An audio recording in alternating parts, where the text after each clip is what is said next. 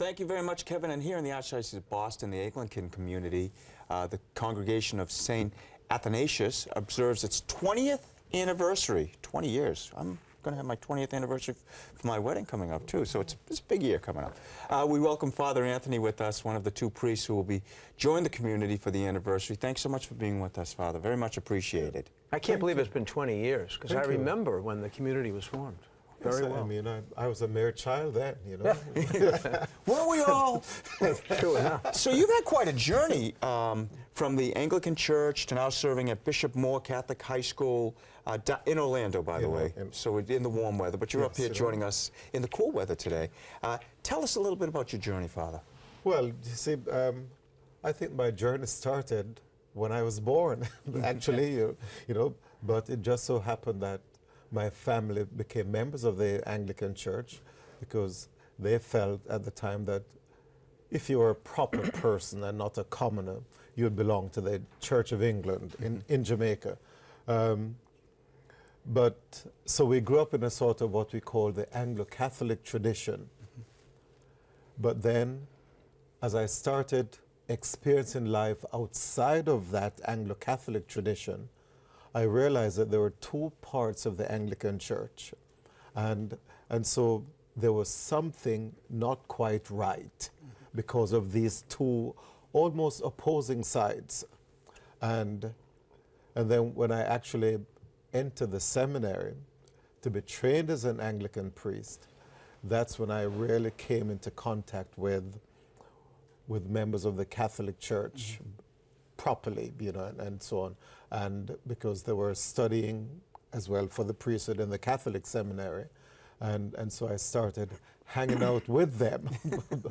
and the rector of the seminary, Father Don Rees, who later became Archbishop of Kingston, he was my spiritual director. And so he kept asking, when are you going to make the jump to become a member of the Catholic Church? But it didn't happen until 24 years after I was ordained an Anglican priest. Were you always thinking of it? Always. You know, it was never left, you know, from my mind. You know, and then I came across persons like Father Bradford when I was a student. We bow at the name of Father Richard you Bradford. see, at the name of Father Bradford, every head shall bow. You know, it's true. Yes. So when I was a student at University of Notre Dame in Indiana, where I was doing my liturgy degree, that's when I met him, and we were like-minded. Nice. So, Well, it's great to meet you. Just as an aside, I have never met a missionary of mercy, and I know that during the Year for Mercy, Pope Francis commissioned priests to go out and be these missionaries. So that's you, well, right? You're one of them. But this time you mustn't bow. Oh, no. You know, yeah, it was a great honor and privilege to be appointed a missionary of mercy, because when I heard that I was one of those chosen, I almost jumped for joy, you know, and so the great moment of being in Rome on the feast, well, not on the feast, but on Ash Wednesday last year, and to get that mandate from the Pope, you know, it was really humbling too. But it has to do with mercy, really, trying to help persons to be reconciled with the church, because it's all about reconciliation. And so many great things happened during the Year of Mercy, and they continue to happen because the faculties have not yet been removed from us, you know. But seeing persons who have been away from the church for 50 years and more, who just came back and received the sacrament of, celebrated the sacrament of reconciliation. Oh, the tears that I have seen. You know, I can only imagine. Yes. I told Bishop Noonan from Orlando that I wanted to give him my clothes for dry cleaning, because the amount of snot that I got on my shoulders with persons who have been weeping, you know. Right. So, but it's just a great joy and to have them come back. What a great gift to even be part of that. Yes. So here in the Archdiocese of Boston, we're honored to have a congregation of St. Athanasius I always have trouble with that, by the way. Athanasius. Yes, and we congratulate them for serving 20 years.